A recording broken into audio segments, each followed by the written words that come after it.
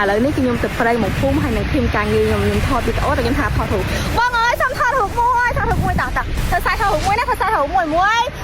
3ថតវីដេអូតាថតវីដេអូតាបងខ្ញុំថតវីដេអូអើយថតវីដេអូតា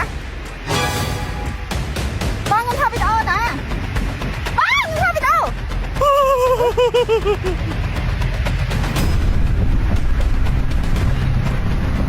មានថតវីដេអូតា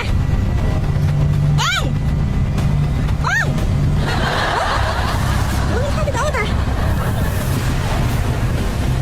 បងថតវីដេអូតាមិនគាត់ថ្មងចឹង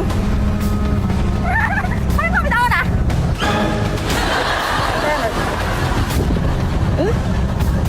មិនចឹងឡើយ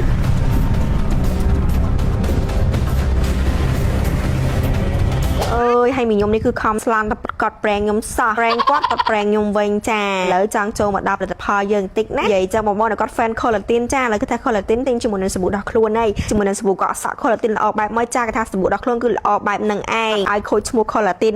ណាបងប្អូនឲ្យគាត់ចង់បានជាមួយនឹងសាប៊ូដោះខ្លួនដែលគុណភាពល្អគុណភាពស្តង់ដារកម្រិត premium តម្លៃធូរថ្លៃធ្វើឡើងនេះគឺដើម្បីឲ្យបងប្អូនជឿជាក់ថាផលិតផលកូនខ្មែរដែលផលិតឡើងធានាអត់ចាញ់នៅផ្ទះលេខ2ទេដឹងតែល្អសំខាន់ជាពិសេសទៀតគឺជាមួយនឹង collagen នេះគឺថាដឹងតែឲ្យបងប្អូនខកបំណងហើយបងប្អូនអាចដល់រកទិញបានគ្រប់ទីផ្សារនានាណា